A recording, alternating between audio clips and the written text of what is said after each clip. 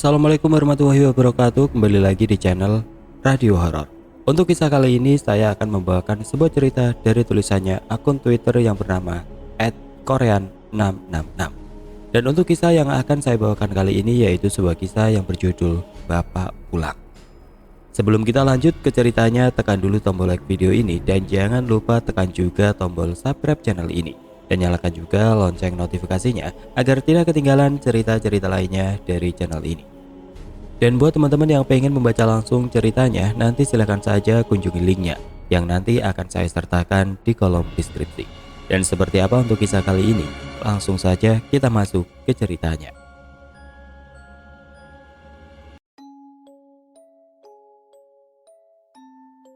Di sebuah komplek perumahan mewah yang berdekatan dengan perkampungan padat, siang bolong mendadak seakan dihantam guntur badai bercampur dengan pelangi. Pasalnya pada pertengahan tahun 2008, daerah itu digegerkan dengan berita kematian seorang juragan tanah yang tersohor bernama Pak Arya. Nama itu memang sudah terkenal di telinga penduduk sekitar. Bahkan Pak Arya dikenal seantero kabupaten sebagai pemilik tanah yang luas. Demikian pula dengan tabiatnya yang tidak pernah dilupakan meski bangkainya membusuk di liang lahat. Mari tarik sedikit mengenai keluarga yang ditinggalkan. Juragan tanah yang kerap dipanggil dengan nama Pak Arya memiliki keluarga yang diidam-idamkan banyak orang. Memiliki istri cantik dan baik hati, hingga 2 anak, putra berumur 24 tahun, dan Satya yang masih berumur 8 tahun. Hidup penuh dengan serba-serbi kebahagiaan, hidup bermandikan cairan emas, hingga tidur berselimutkan uang kertas. Bisa terbayang betapa kayanya manusia satu ini. Namun dari segala kekayaan itulah sumpah serapah dan malapetaka itu muncul. Sebelum Pak Arya meninggal, tidak hanya 12 pasang mulut yang menggunjing ketika dia melintas di depan mata yang memandang. Lihatlah, itu manusia berkepala ular sedang mencari tikus got di perkampungan. Memiliki harta yang berlebih menjadi senjata pamungkasnya untuk bisa menjadi lebih kaya dari sebelumnya. Baik dengan cara memutar kembali hartanya menjadi bisnis yang lancar dan lurus, atau mengembangbiakan hartanya dengan menyedot darah tetangganya. Tapi masa lalu biarlah berlalu. Kini ia sudah terbaring kaku di dalam tanah. Penyebab kematiannya pun masih menjadi misteri untuk warga sekitar. Setelah berita kematian Pak Arya tersebar di telinga warga sekitar, ironinya berita itu menjadi kabar duka bagi yang ditinggalkan, terkhususnya dan juga orang susah yang putus asa. Kemana lagi akan meminjam atau menggadai jika bukan dengan Pak Arya?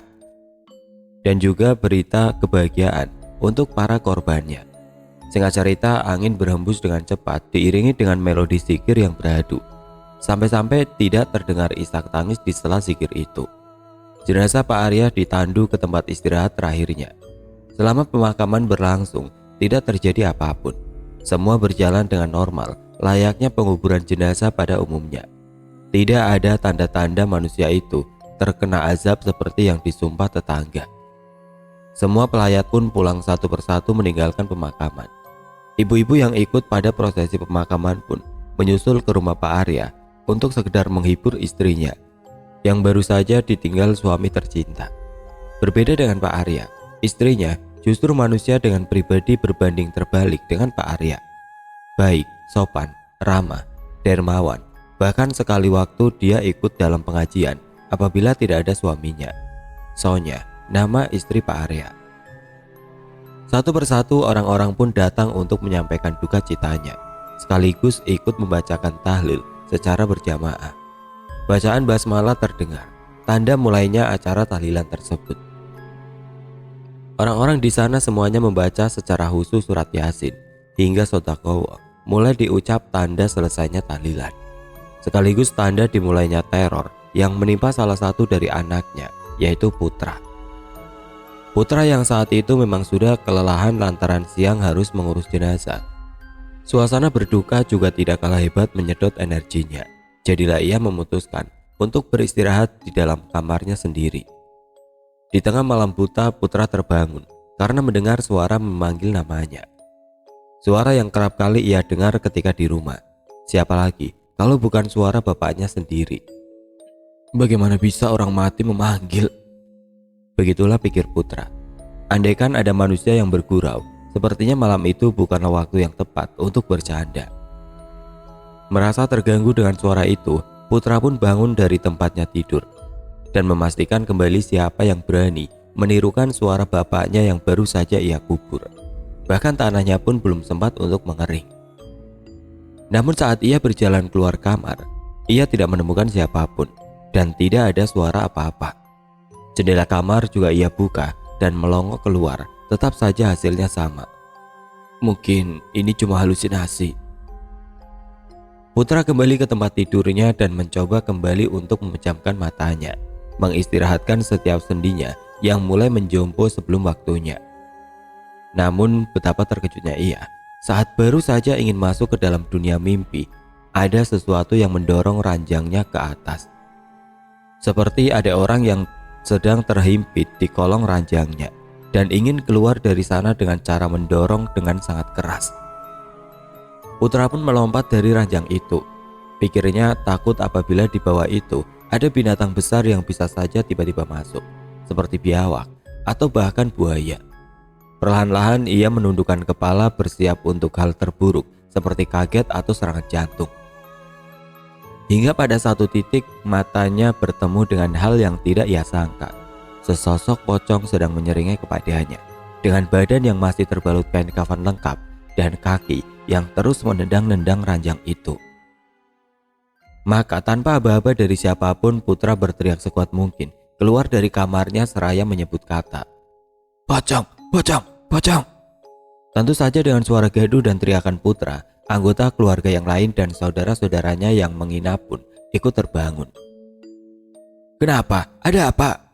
tanya orang-orang yang terbangun dan keluar dari kamar, kecuali si kecil Satya yang masih belum gesit memahami apa-apa. "Pocong." "Pocong apa? Jangan aneh-aneh," tanya dan tantenya. "Iya, di kolong tempat tidur itu ada pocong. Pocong itu mirip bapak," jelas Putra tanpa terbata-bata. Mendengar itu bukannya kasihan atau membantu untuk menenangkan, justru yang didapat Putra hanya amarah dari ibunya. Bapakmu baru meninggal tadi, kau yang menompang badannya. Sekarang kau bilang bapakmu jadi pocong dan menghantui anaknya. Kualat kamu nak," bentak ibunya marah. Jelas ibunya marah siapa yang terima mendengar orang yang dicintainya dituduh menjadi sosok menyeramkan yang menghantui buah hatinya. "Sumpah bu, tadi ada bapak di kolong itu. Bapak senyum ke Putra bu," timpal Putra berusaha meyakinkan sang ibu. "Sudah, kau hanya halusinasi. Makanya kalau punya bapak yang akur, giliran orangnya sudah nggak ada, malah kau tuduh jadi pocong. Sudah, kembali ke kamarmu." Ibunya tetap pada pendiriannya, tidak percaya dengan ucapan Putra. "Bu, Putra tidur sama ibu saja ya," pinta Putra dengan wajah yang sudah tidak pantas dengan umurnya. "Nggak, umurmu sudah kepala dua, tidur sendiri, baca doa sebelum tidur." Putra pun ditinggal sendiri dan yang lain pun masuk ke kamar masing-masing, seraya memikirkan hal yang baru saja terjadi. Mungkinkah benar apa yang dikatakan ibunya? Ia hanya halusinasi.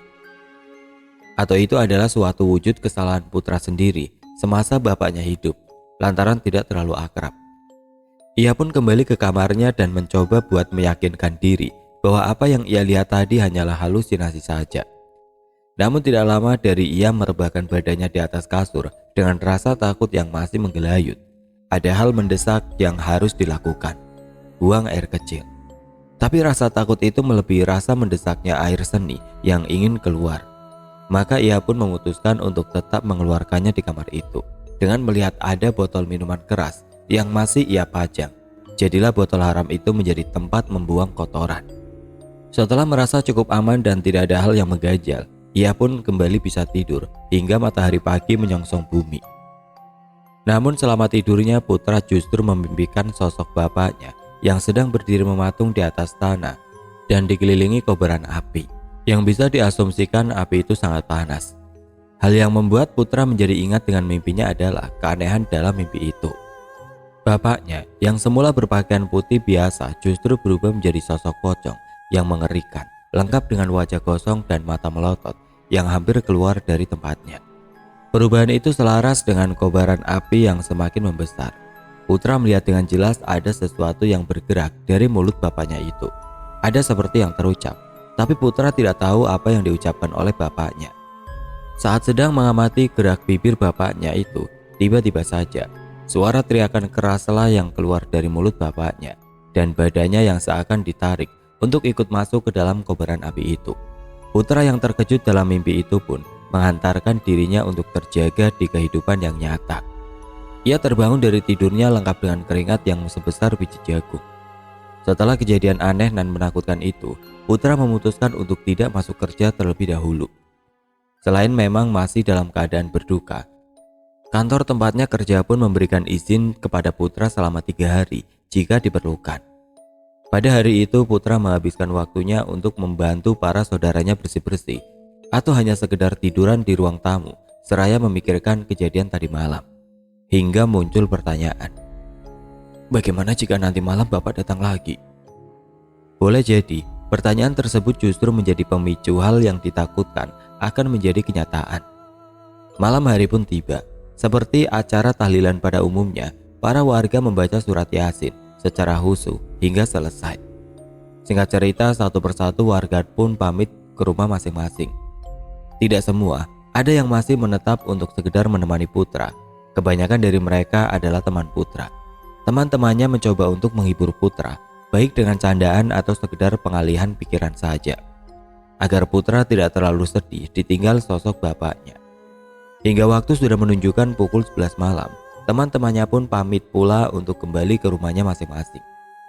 Begitu pula Putra yang juga ingin kembali ke kamarnya. Siapa tahu malam itu tidurnya akan lebih nyenyak dari malam sebelumnya. Namun saat memasuki kamarnya dan tanpa sengaja melihat ke kolong tempat tidur, pikiran justru kembali kepada ketakutan akan bapaknya. Mau bagaimana lagi? Apapun yang terjadi malam itu, Putra tetap harus melaluinya sambil merapal doa yang ia ketahui dari dalam hatinya. 1 jam berlalu, mata Putra sudah mulai berat betul untuk tetap terjaga. Perlahan-lahan matanya benar-benar terpejam. Suasana kamar itu menjadi sejuk, tenang, sepi. Tidak ada suara apapun. Tentu saja menjadi sangat nikmat untuk segera tertidur pulas. Namun, justru ketenangan dan kesunyian itu perlahan berubah menjadi mencekam. Mulai dari suara angin yang tertiup dari sela-sela jendela, suara binatang malam yang tidak mau kalah antara satu sama lain, hingga suara-suara binatang malam berubah menjadi suara kengerian. Putra. Suara lirih sayup-sayup terdengar di telinga Putra, namun Putra tidak terlalu menghiraukannya. Dia baru saja akan terlelap. Putra, Putra, Putra. Suara itu terus memanggil, membuat Putra benar-benar tersadar ada yang memanggil namanya. Namun ia tidak mau membuka matanya. Ia masih menyayangi jantungnya lantaran semalam sudah dihajar habis-habisan dengan rasa kaget yang datang. Putra. Suara itu terus memanggil. Ya, itu suara bapaknya. Pelan, halus sekali memanggilnya. Putra. Suara itu memanggil dengan cara membentak. Tidak tinggal diam, Putra yang sedang terbaring langsung melompat dari tempat tidurnya dan lari tunggang langgang keluar dari kamarnya. Sesampainya di ruang tamu, nafasnya sudah tidak lagi beraturan. Tapi tiba-tiba pundaknya ditepuk oleh sebuah tangan yang menyasar. Tentu saja Putra semakin teriak, namun itu hanya ibunya. Ada apa lagi? Bapak manggil-manggil Putra, Bu. Aduh Putra, punya salah apa kamu sama bapakmu sampai segininya? Benar Bu, Putra nggak bohong, itu suara bapak. Sudahlah, kamu tidur di kamar ibu, tidur di kursi. Besok pagi datang ke makam bapakmu, minta maaf atau apalah terserahmu. Putra mengiyakan ucapan ibunya tanpa menjawab. Akhirnya malam itu Putra tidur tanpa ada lagi gangguan dari sosok bapaknya. Namun lagi-lagi mimpinya sama seperti kemarin. Sosok bapaknya berubah menjadi pocong dan dikelilingi oleh api. Bedanya, kain kafannya sedikit lebih kuning dari sebelumnya. Dan lagi, ia terbangun lantaran badannya tertarik untuk masuk ke dalam kobaran api. Paginya, Putra mendatangi makam bapaknya dan berucap, "Maaf jika Putra banyak salah, Pak. Jangan lagi ganggu Putra." Mari kita lewati kegiatannya di siang hari. Malam kembali lagi dengan suasana rumah yang masih terdengar suara merdu surat Yasin dan bau masakan yang akan menggoda setiap warga. Tentu saja mereka yang berduka akan memberikan suguhan kepada para warga yang datang untuk mengirim doa untuk mendiang Arya. Setelah warga pulang dari rumah itu, Putra memutuskan untuk mencoba kembali tidur di dalam kamarnya sendiri dan berusaha lagi untuk tidak takut dan mencoba menghadapi rasa takutnya, meski ujungnya nanti akan menyerah. Tidak ada yang tahu. Suasana kamar malam itu berbeda dengan malam-malam sebelumnya, hangat, ramai, dengan suara binatang malam, dan perlahan tertutup dengan suara rintikan hujan. 2 jam berlalu, Putra tidak mendengar suara yang aneh, baik itu bisikan dari sosok bapaknya atau suara lainnya. Semua berlalu begitu normal. Putra pun tertidur. Kali ini ia benar-benar tertidur, dan mimpi yang sama, ia melihat bapaknya dengan keadaan yang sama. Namun kain kafan yang Pak Arya gunakan lebih menguning, seperti kain kotor pada umumnya. Wajahnya lebih buruk dari sebelumnya. Satu matanya sudah menjuntai keluar dari kelopaknya, dan kala itu terdengar suara Pak Arya memanggil anaknya dengan nada lirih, lembut, dan "Putra." Putra terbangun. Tapi hal yang tidak pernah terpikirkan oleh Putra sebelumnya terjadi malam itu. Saat Putra membuka mata, sosok pocong dengan satu mata menggantung sebelah, wajah borok lengkap dengan belatungnya, berada tepat di hadapan Putra yang sedang terbaring. Melihat apa yang harus Putra lakukan selain mematung dan menyaksikan betapa mengerikannya sosok pocong itu, satu persatu belatung yang merayap di permukaan wajah pocong itu berjatuhan tepat pula di wajah Putra, selaras dengan derasnya air hujan di luar rumah. Suhu kamar yang mendadak menjadi sangat panas membuat Putra menjadi lebih hilang akal. Ia tidak bisa bergerak, berbuat sesuatu apalagi. Seperti menonton film horor di bioskop, ia hanya menikmati ketakutan itu. Pocong itu tidak bersuara sebelumnya, hingga terdengar lirih dan sayup-sayup pocong itu berkata, "Harusnya kamu yang meneruskannya, bukan mereka." Bentakan itu seperti membuat gendang telinga Putra ingin pecah. Suaranya keras seperti bapaknya yang sedang mengamuk. Tanpa sadar suara itu pula yang membuatnya tidak lagi tersadar. Hingga ia terbangun di tarhim subuh. Putra terbangun dengan wajah yang sudah memucat, lemas, seperti semua energinya tersedot habis oleh kejadian semalam. "Aku harus kerja, bisa benar-benar gila aku di rumah ini." Setelah bersiap-siap, Putra memutuskan untuk pergi ke kantor hari itu. Lagi pula isinya juga sudah selesai. Berbekal kantung matanya sedikit membengkak dan menghitam serupa panda, ia masuk ke dalam kantor. Semua teman kantornya satu persatu menyalaminya dan berbela-sungkawa. Putra sedikit terhibur di sana. Dia tidak lagi sendiri. Ia pun kembali mengejar pekerjaan yang sudah 3 hari tidak pernah ia sentuh.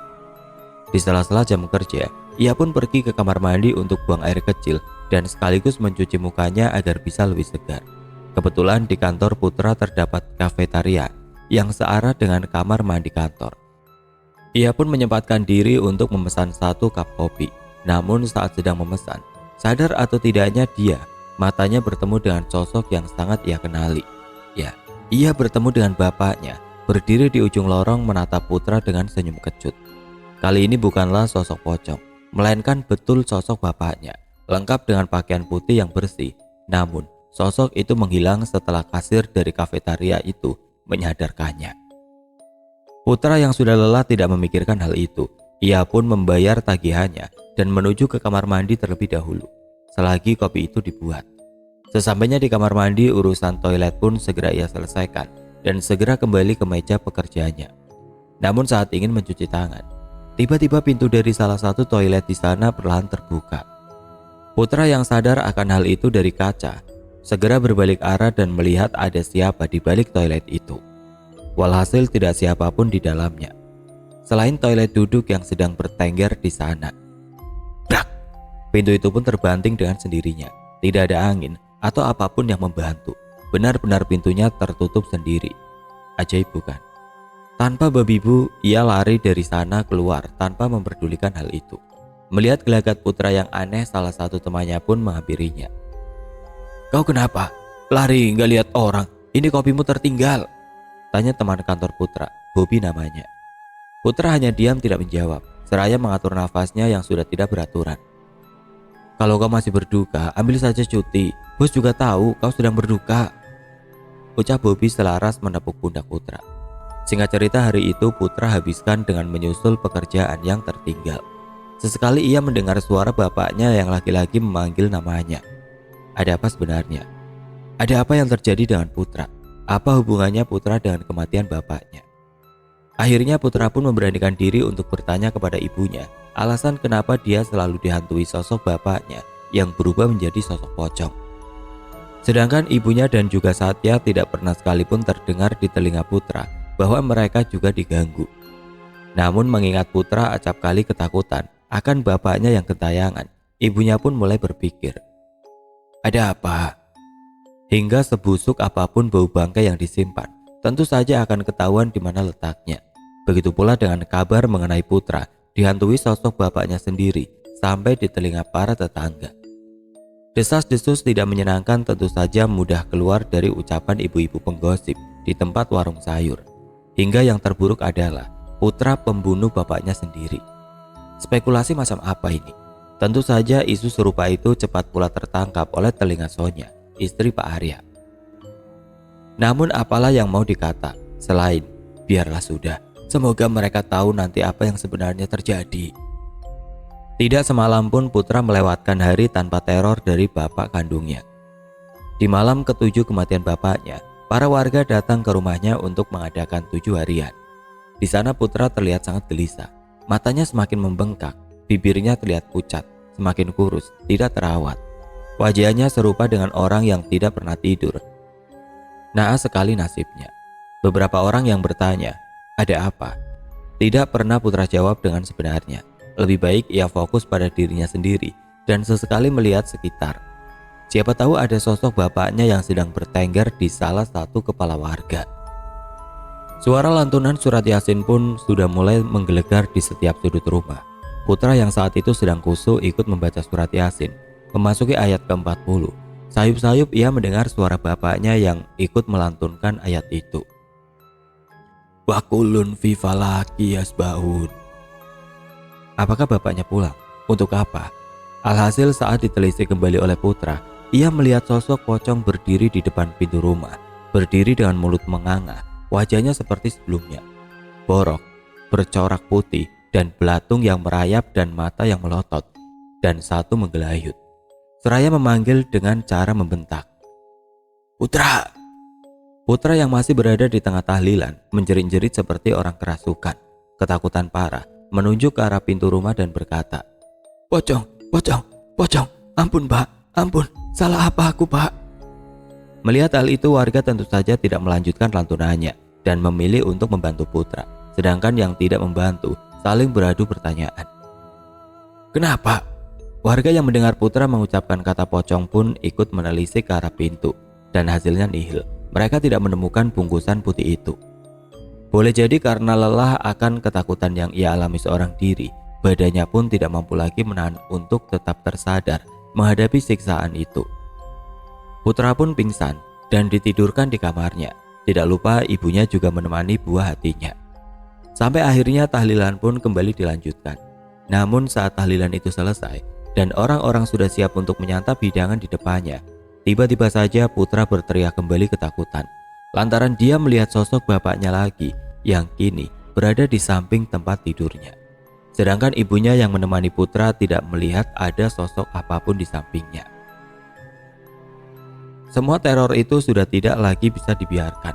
Ibunya pun meminta kepada warga untuk memanggil salah satu ketua kampung yang rumahnya cukup jauh dari rumah Putra. Sebutlah namanya Pak Kiai. Tidak lama menunggu, Pak Kiai datang dan langsung mendekati Putra dan memegang kepala Putra, seakan meraba apa yang ada di dalam pikirannya.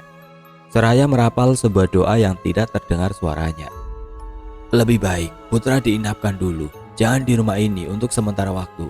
Boleh di mana saja, kata Pak Kiai. Akhirnya Putra diinapkan di rumah temannya yang tidak terlalu jauh dari rumahnya sendiri. Namun keputusan tersebut justru tidak merubah apapun.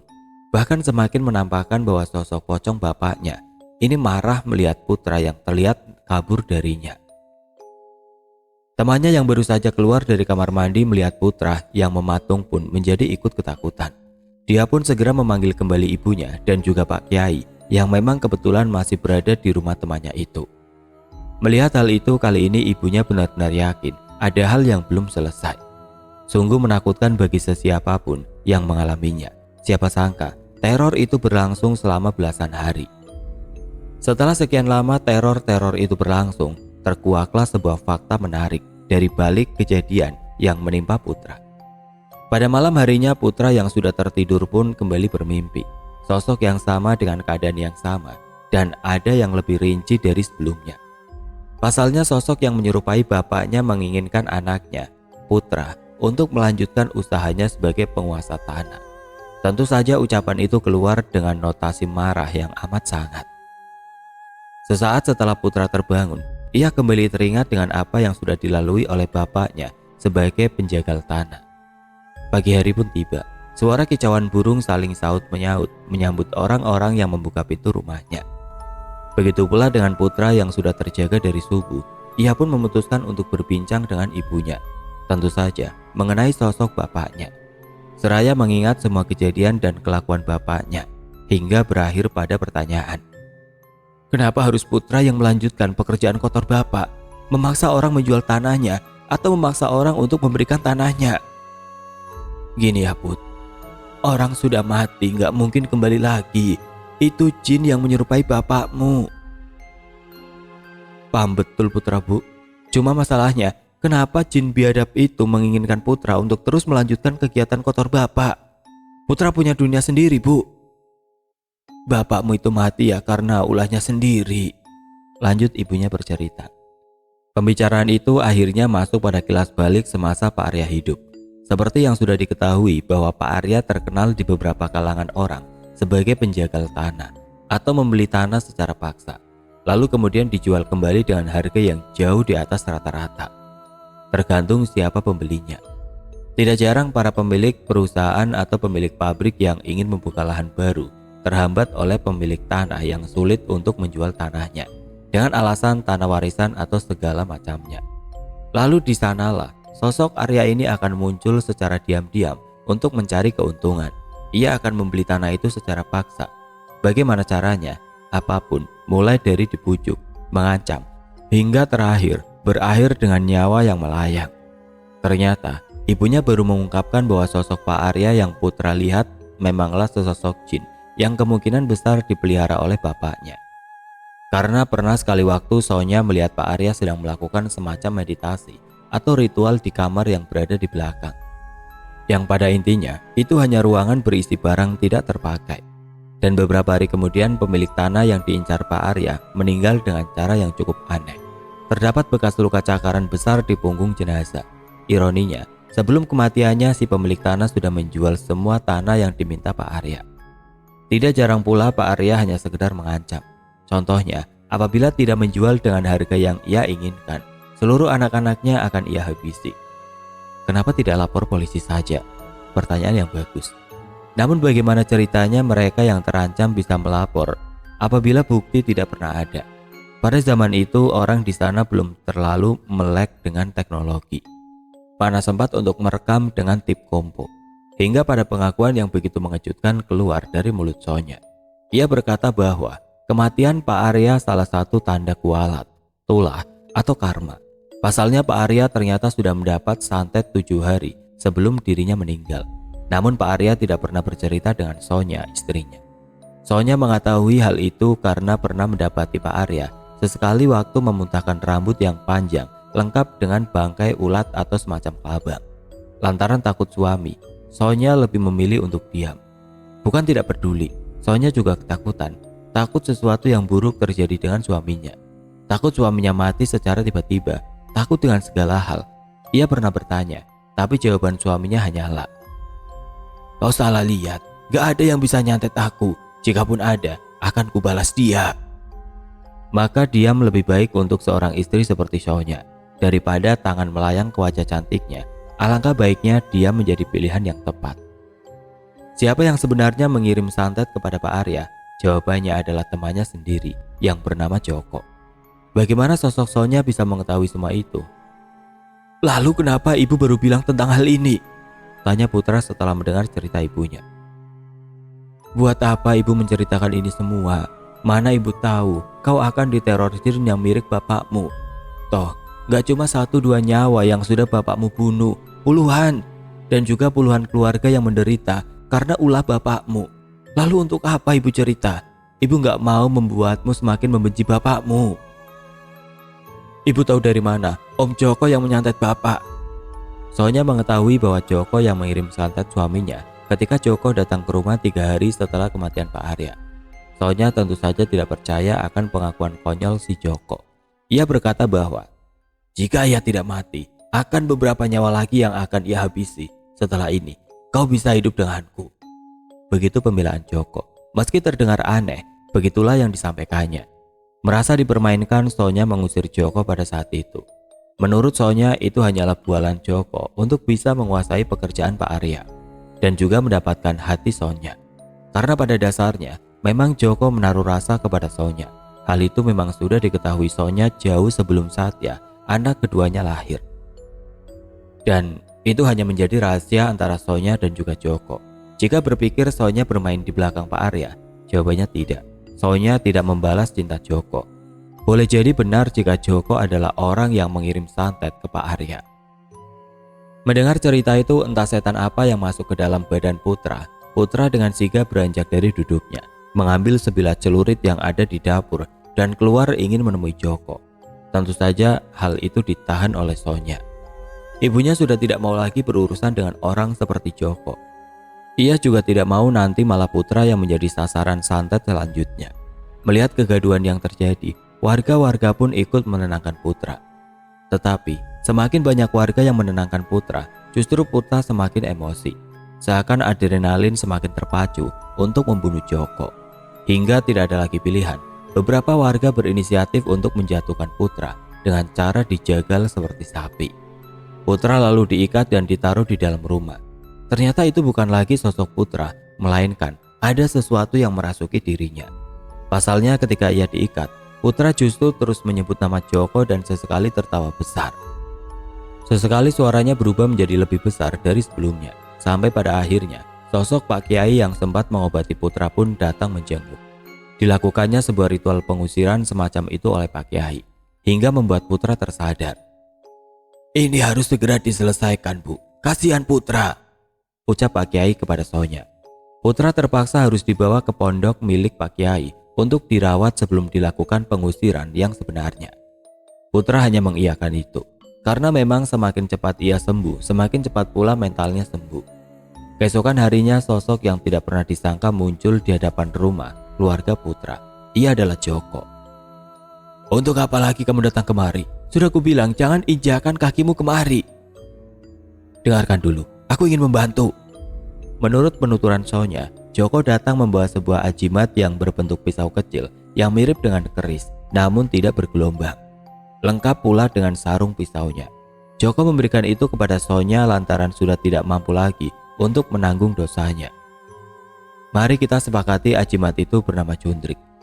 Kembali lagi, menurut penuturan Sonya, Cundrik itu adalah milik Pak Arya yang sengaja ia ambil ketika ia bertandang ke rumah 3 hari setelah kematian rekan kerjanya itu. Ia mengaku dengan cara ia mengambil cundrik itu, Joko bisa menguasai apa yang ada di dalamnya dan bisa menjadi tersohor seperti Pak Arya. Juga sosok yang menghantui Putra tidak bisa pergi kecuali Putra memiliki cundrik itu. Dengan kata lain, sosok pocong itu adalah jin penghuni dari cundrik tersebut. Dan jin yang selama ini menemani hidup Pak Arya, membantu segala kejahatan yang pernah dilakukan Pak Arya. Setelah Joko memberikan cundrik itu, ia pun berjanji untuk tidak lagi mengganggu Sonya dan keluarga kecilnya. Hingga pada hari malam Jumat esoknya, dilakukanlah sebuah acara besar-besaran yang juga dihadirkan warga sekitar, semacam acara syukuran untuk menangkal hal buruk. Setelah acara makan-makan dan yang lainnya, barulah dilakukan ritual pengusiran sesungguhnya. Sonya pun memberikan cundrik yang diberikan Joko kepada Pak Kiai. Malam itu suasana rumah menjadi sangat aneh, hening dan tenang. Bahkan suara nafas pun terdengar begitu jelas. Perlahan-lahan suara-suara mulai bermunculan. Mulai dari binatang malam yang semakin rutin bersahutan, hingga suara angin yang sesekali menerjang genteng rumah. Pak Kiai pun mulai merapal mantra dan doanya, dan sesekali menyebut kata hadir. Sosok yang tidak terduga pun datang merasuki tubuh Putra yang saat itu memang sengaja diikat. Entah bagaimana ceritanya, seakan Pak Kiai berbincang dengan sosok yang berada pada tubuh Putra dan dilakukannya sebuah negosiasi. Mau diusir dengan paksa atau pergi dengan sendirinya? Begitulah pertanyaan yang keluar dari mulut Pak Kiai. Konon bagi sosok jin, kedua pilihan itu tidak ada yang menguntungkan. Setidaknya jika dia pergi, dia harus memiliki tuan yang baru atau memilih rumah untuk dia bisa hinggap dan mencari majikan baru. Dan sosok jin jahat tersebut ingin dipelihara kembali oleh keturunan Pak Arya, yaitu Putra. Perjanjian darah yang dilakukan oleh Pak Arya memang sulit untuk dibatalkan. Namun itu sudah beda perkara, karena pada dasarnya yang berjanji bukan keluarganya, melainkan Pak Arya sendiri. Hingga Pak Kiai memberikan solusi kepada sosok tersebut, bahwa ia akan membawa rumah atau cundrik jin tersebut ke sebuah gunung yang cukup tersohor dengan alam gaibnya. Entah apa yang membuat jin jahat itu menjadi luluh kepada Pak Kiai. Mungkinkah karena ilmunya yang sakti atau justru hal lain? Itu masih menjadi misteri hingga detik ini. Sosok jin itu setuju atas tawaran yang diberikan Pak Kiai. Sampai pada akhirnya ritual pun selesai dengan tersadarnya Putra. Pak Kiai dan para santrinya pun pulang ke pondoknya. Pada malam itu pula menjadi mimpi buruk terakhir untuk Putra.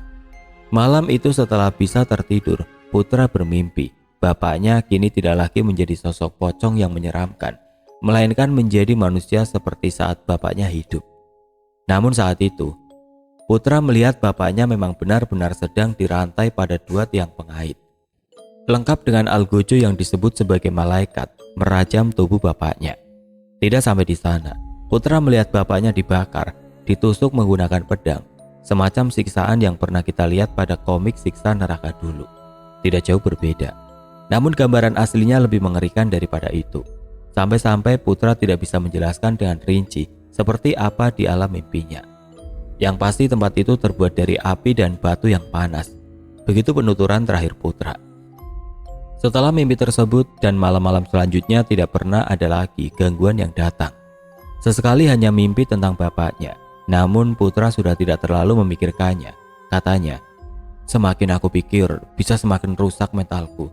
Jadi nggak perlu dijadikan beban. Selagi jin sialan itu masih berada di gunung, seperti Pak Kiai bilang, aku masih merasa aman. Pada akhirnya Putra dan keluarganya memutuskan untuk pindah ke kampung halaman Sonya dan menjual seluruh aset yang pernah didapatkan Pak Arya. Meski sebagian tanah sudah menjadi tanah wingit, tetap saja ada yang tertarik untuk membelinya. 75% dari penjualan itu diwakafkan karena Sonya tahu itu bukan haknya. Begitu juga tanah yang tidak terjual diwakafkan ke desa setempat.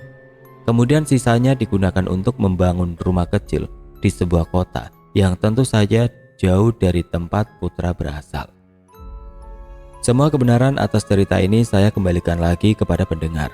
Ambil baiknya, buang buruknya. Percayalah, ada banyak orang sebiadab itu di sekitar kita. Apapun yang pernah dilihat orang lain, maka itulah yang dipercaya hingga menjadi buah bibir masyarakat. Jika ada salah kata atau kekeliruan, harap dimaklumi. Jika ada pula kesamaan nama pada karakter dalam cerita, saya meminta maaf sebesar-besarnya.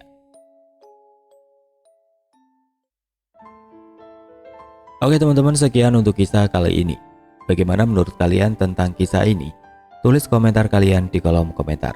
Dan semoga apa yang sudah saya sampaikan dalam kisah ini dapat dijadikan pembelajaran untuk kita semua. Dan buat teman-teman yang baru bergabung, jangan lupa untuk like, comment, share, serta subscribe channel ini.